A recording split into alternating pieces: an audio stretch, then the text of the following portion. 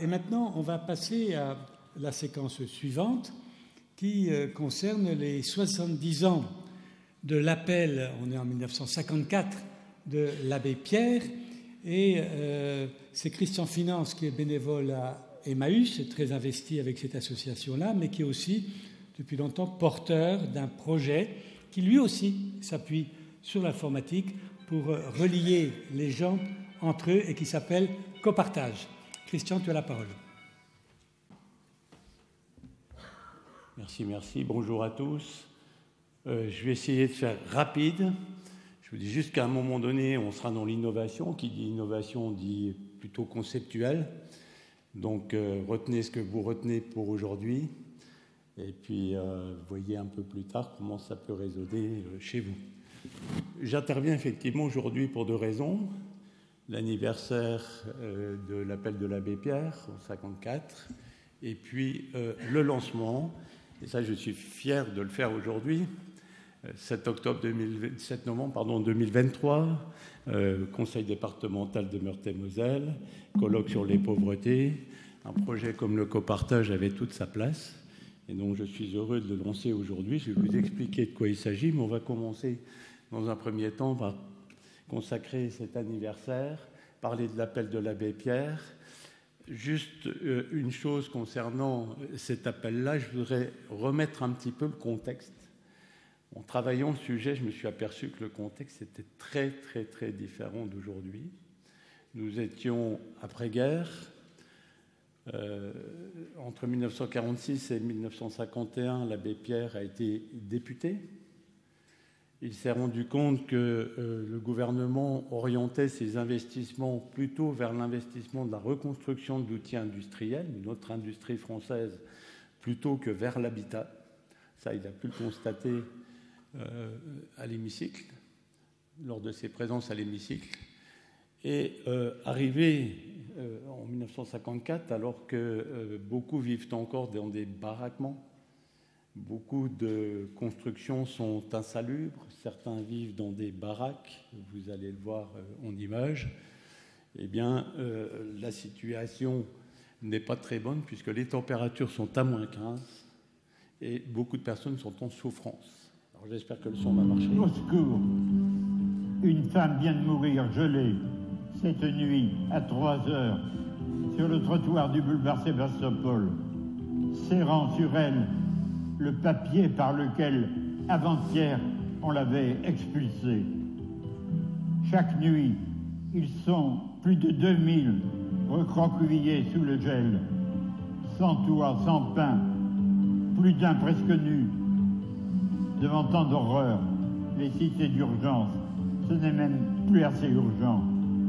Écoutez-moi, en 3 heures, 2 premiers centres de dépannage viennent de se créer. L'un sous la tente, au pied du Panthéon, rue de la Montagne Sainte-Geneviève, l'autre à Courbevoie. Il regorge déjà, il faut en ouvrir partout.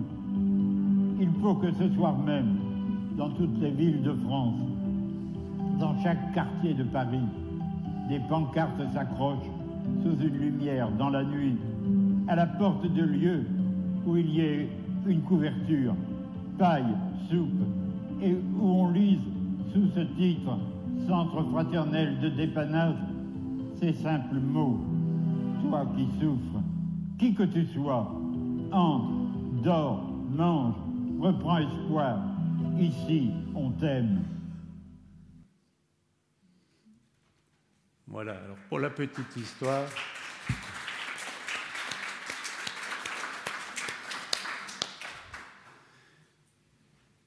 C'était le premier grand appel à la générosité. Cela s'est fait d'une façon quelque peu hasardeuse presque, parce que l'abbé Pierre, député ou ancien député en tout cas, voulait prendre la parole et connaissait les journalistes et il avait donné son petit discours à un journaliste en lui demandant de bien vouloir le passer à la radio. Et les concours de circonstances ont fait que le journaliste est arrivé au moment où l'abbé Pierre est arrivé au moment où le journaliste s'adressait à son rédacteur en chef, et ils ont dit « Bon, ok, fais-le toi-même ». Ça a été un très grand élan de générosité dans toute la France. Et en une nuit, parce qu'il n'y avait pas de médias comme aujourd'hui, il n'y avait que la radio, cet homme inconnu est devenu l'emblème de la lutte contre la pauvreté. Voilà. Je vous informe aussi que, à l'occasion de ce 70e anniversaire, il y a un film qui sort demain en salle et dont le titre est l'Abbé Pierre, Une vie de combat. Pour ceux qui habitent à Nancy, c'est au Kinépolis, si vous voulez le voir. Maintenant, on est 70 ans plus tard. Et 70 ans plus tard, avec tous les progrès qu'on a pu faire, on a encore 10 millions de pauvres. 2 millions de personnes sont en précarité intense. Ces mots-là, je les sors de l'INSEE, de leurs enquêtes. Ils nous disent que la pauvreté intense, ce sont des privations matérielles et sociales sévères.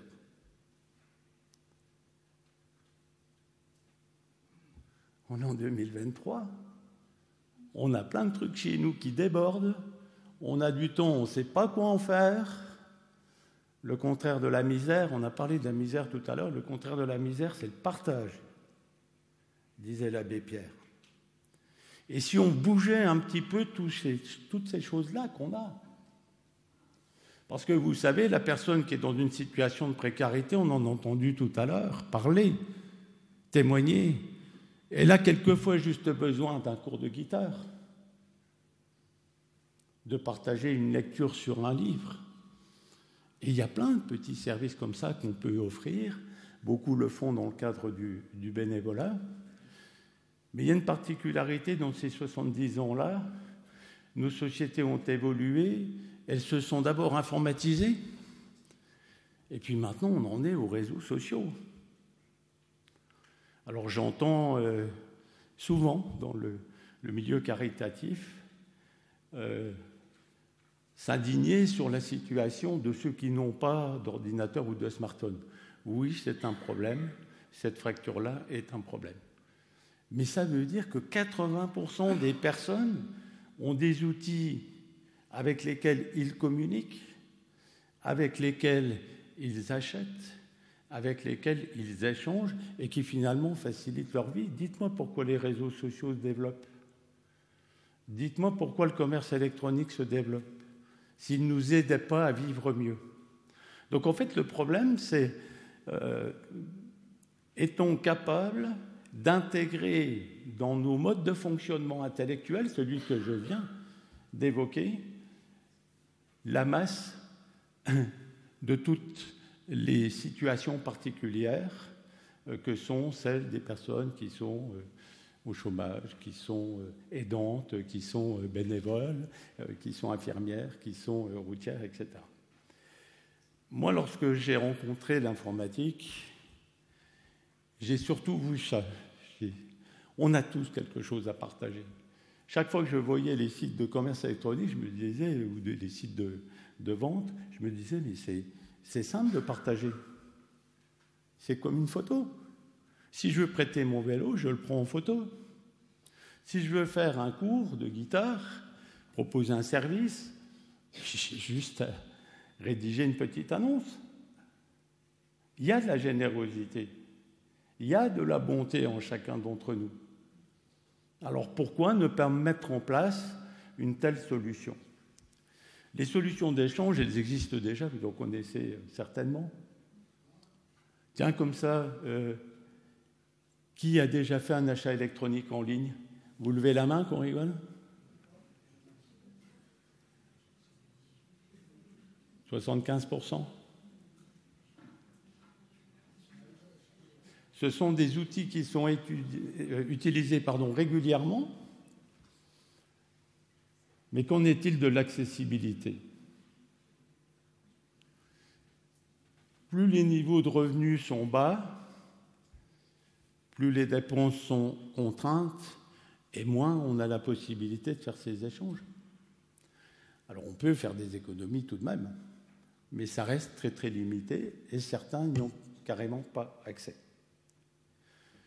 Je note que 45% des Français, pratiquement la moitié aujourd'hui, ça c'est le baromètre pauvreté, on en a déjà parlé tout à l'heure, du Secours populaire, 45% des Français ont des difficultés à assurer leurs dépenses courantes.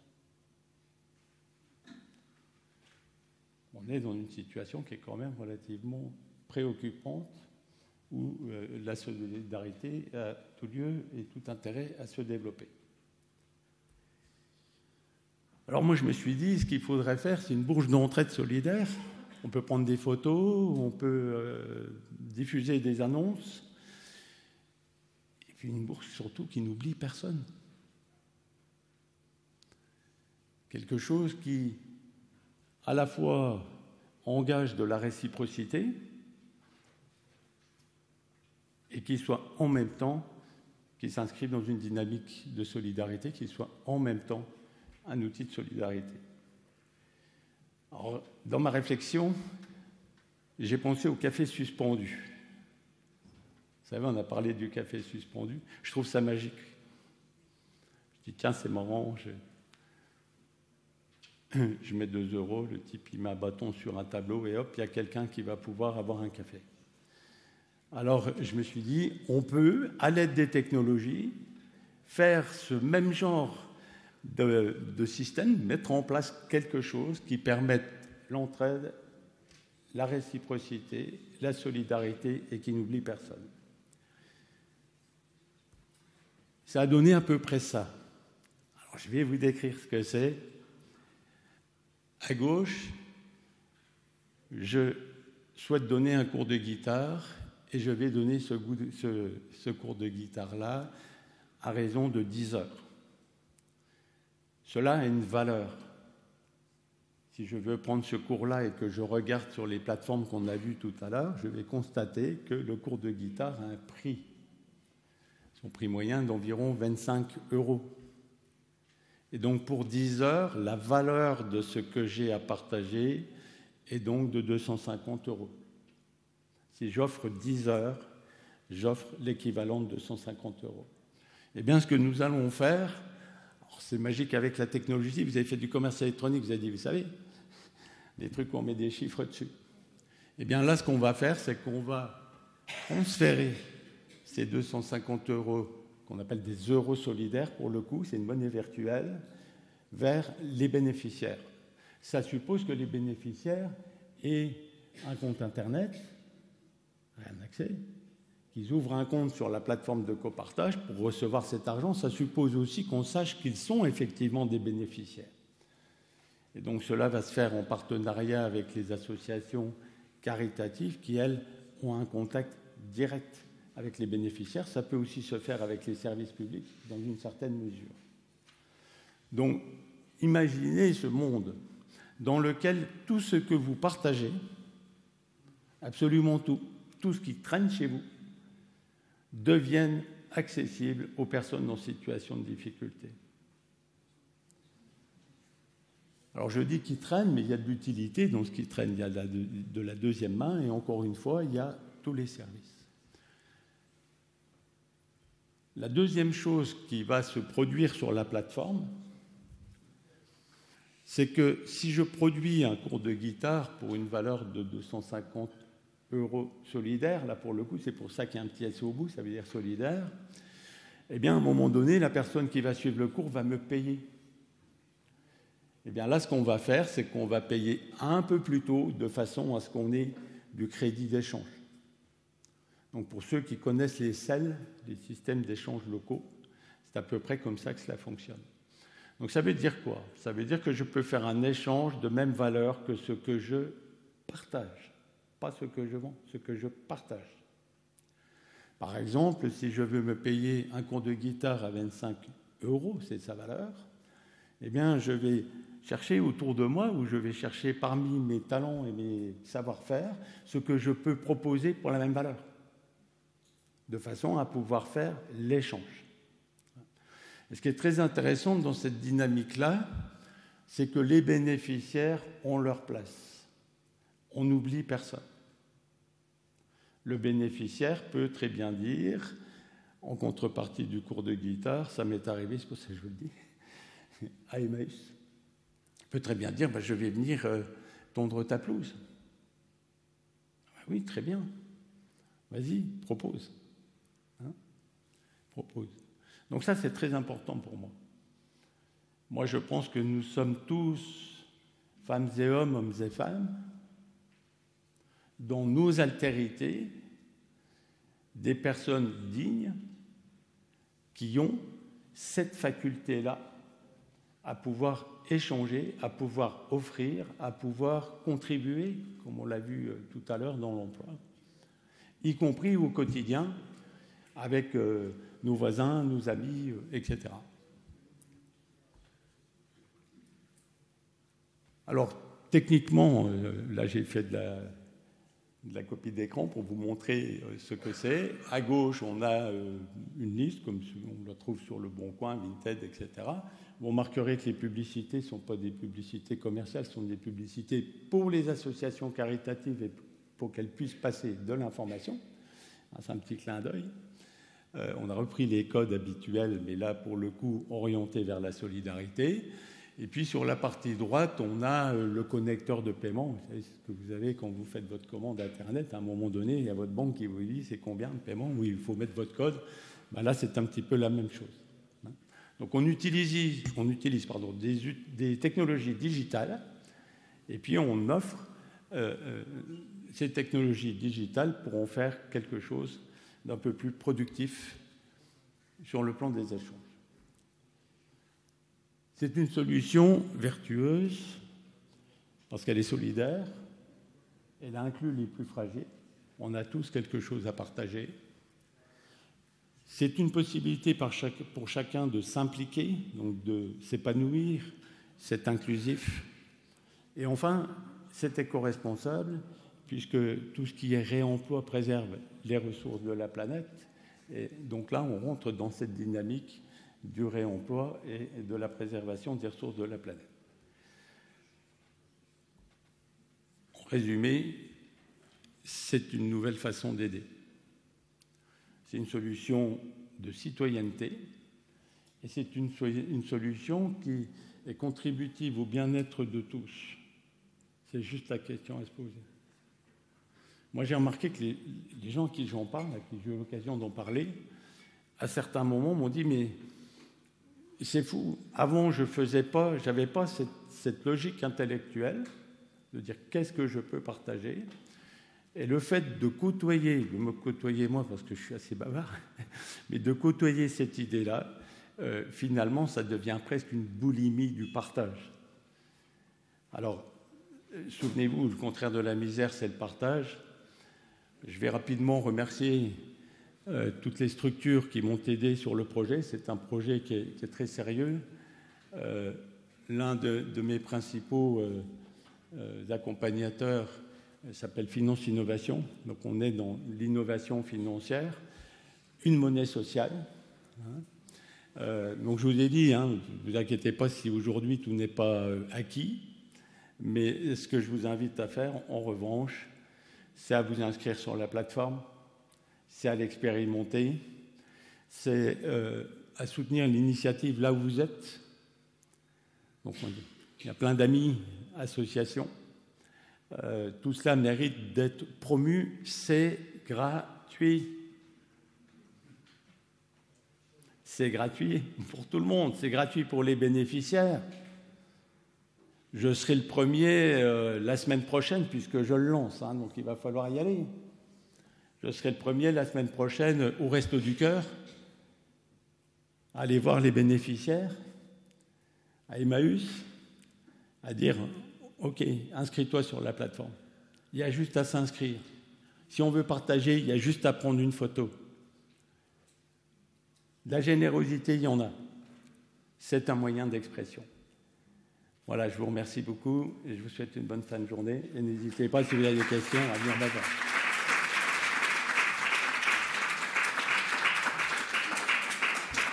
Un grand merci, Christian.